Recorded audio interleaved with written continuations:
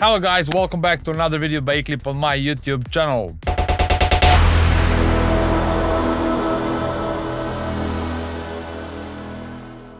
And after a small break, I needed several weeks to gather all the information. As some of you might already know, I became a father a month ago. So I needed to spend a bit more time with my wife and the newborn child. And also because I started recording the new course, which is gonna be focused only on a sound design. And I came up to this idea, as I already said, as I wanted to make a video about single shot sounds, but I realized that only that part is generally the whole set of skills that I was developing for all these years. As we all know that we can make Psytrance only with the interesting sound design. As today we have the forest music, which is not that musical in a way. It doesn't contain almost any melodies or any tonal changes. Maybe in the bass line only, but everything else is just an interesting sound design. And it gets this popularity as it have today, which approves my theory that we can make an amazing music with the sound design only.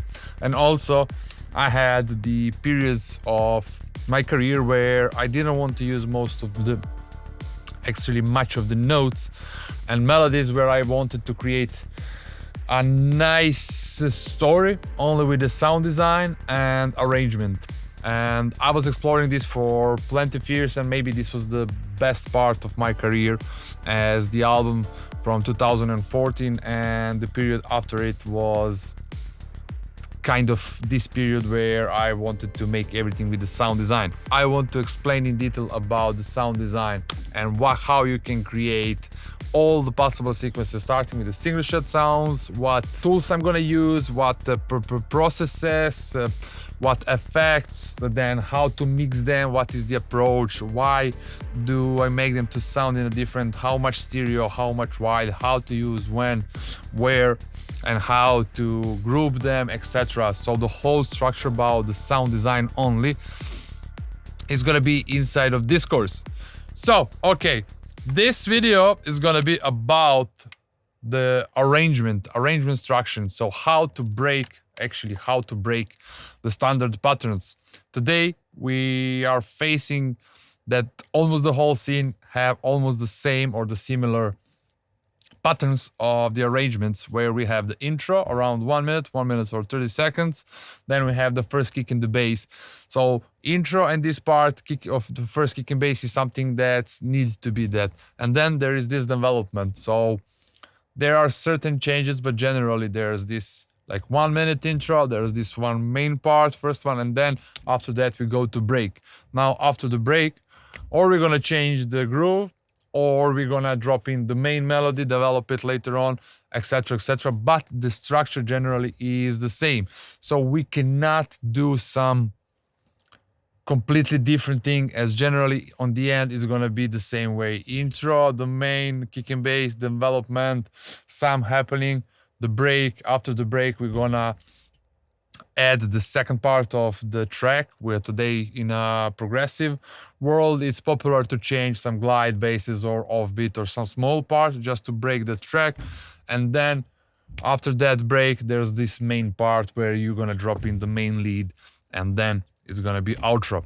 Anyway, so my idea is, as you can see over here, that usually is like after this much there's a break already. Like, how do I want to make my tracks, and how I'm trying to make my tracks to sound a bit more interesting, is that I play a little bit more in this part over here. So instead of going back to the break over here straight away, I try to implement some other stuff. I try to add some more material, and I try to extend this part and to do more with the sound design or with the melodies or some creative moment, while I want to keep the constant groove of the kick and bass in the back. So in this track, I have around intro, which is not long, like 1 minute and 15 seconds. And I have 5 minutes already without any break. So I'm gonna play the whole track from the beginning. I need to do the whole track as we talk about arrangement. So it's possible that this video is gonna be a bit longer. And I'll try to add some So there's this pad progression. I like to bring everything slowly lately.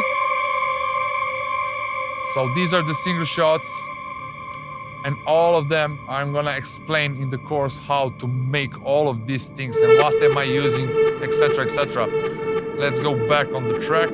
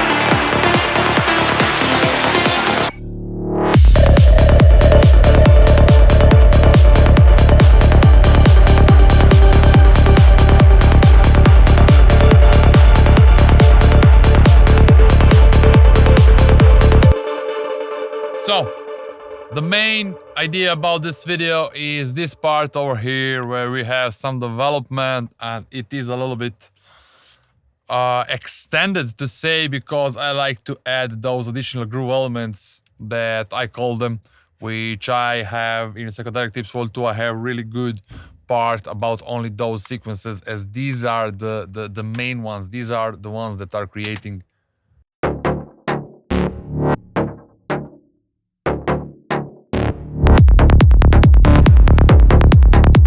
So these additional groove elements, small steps, are ones that are creating the story and that are changing the groove. Anyway, and this is the moment where I added the melody. Of course, it is about also the variety of sounds, as everyone is doing the same thing, like developing the melody.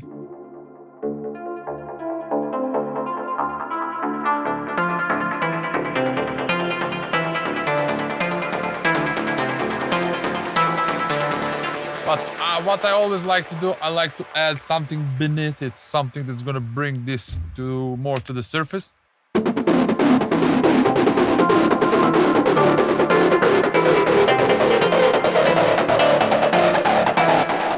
So my music is a little bit kind of a harder because it's full with a lot of sounds and a lot of sound design. And this is what I like. And this way, I think I'm creating something that not everyone can do. So how to combine two different sequences in the same time, but so that they do not interfere with one with another. This is another thing, but this is another topic. My main idea was that instead of having a break, even that I have this long, so this is 1 minute, this is the second minute, 2.5 minutes of kick and bass going, so 3.5, 4. This is the moment when usually the breaks is starting. So I always try to break, to surprise, to bring something else.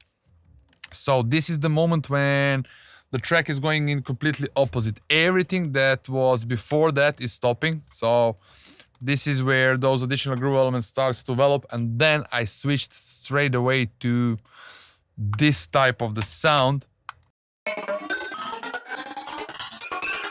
I don't know how to call it, but I call it psychedelic sequence in a way that a lot of blips. I can show you how I made it. It's pretty crazy. Actually, I wanted to make the track about this, but I wanted to explain first what's happening psychologically in a way. So in this moment, okay, I have so many processings over here, but generally it's made from this. Anyway, yeah, so with all the processing, it sounds like...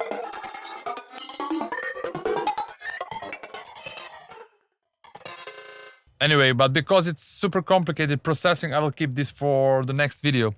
So anyway, so this sequence, so how to bring back from that sequence. So usually if I didn't have this part over here, like there are those additional groove elements going, and beneath it, there's this melody.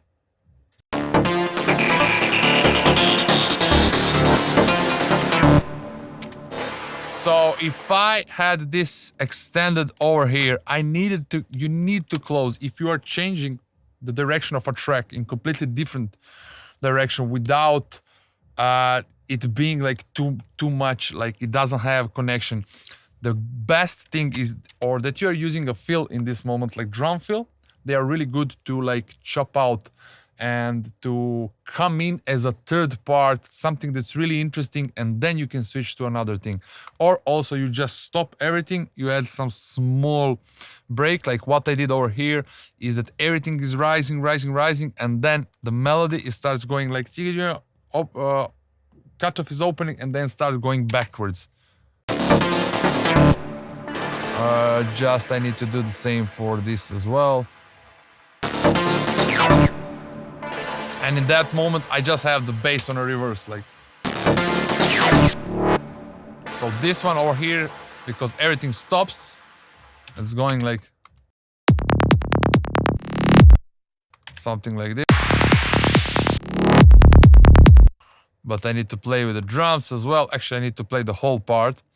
So everything rises, and before switching to the next part, or before having this can be fill as well. I could use some fills, but those fills are used too much lately, and I'm always trying to bring something different, and I advise you to do the same. So instead of using what everyone else is doing, try to analyze what does that type of the sound is doing there, and what is the reason why people are using that much fills. Is because you have some part going on, and then fills are chopping that part, coming in as a third part, and then after that you can put anything else. You can totally switch kind of a scene of a track. Like there's one scene there, you can chop that with the fills, and then you can put completely different scene and it will sound connected in between. So this is why, and this is the main idea, this is the main logic of this video, is to show you this small trick, which is really important, that if you want to change the scenes of a track, that in between those two, just on the part where they are switching, you need to have a third party, which can be fill, or I have this kick and this bass line over here, like. So this is how I try to scene, but everything needs to stop in that moment. So we have one scene from this side over here, one, then there is this small part, which is transitional part, where everything is stopping. As you can see, everything, this one is not going till the end because the filter is closing till this part over here, which means that everything stops before this area over here. Even those single shot sounds, the tails, everything is stopping. In this part, I have only the kick and this reverse, and then I can switch to something completely else.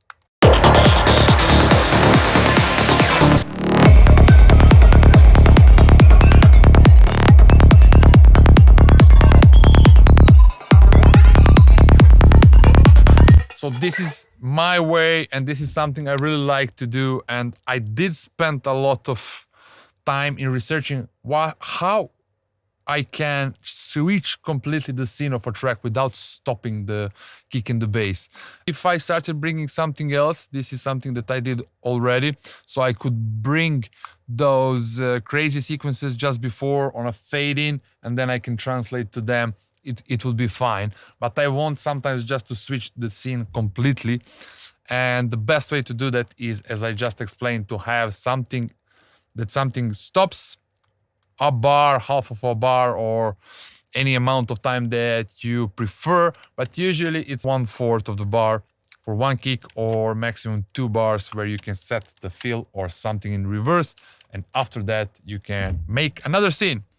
That was it for this week. Thank you very much for watching, and see you soon with another video. Bye, ciao.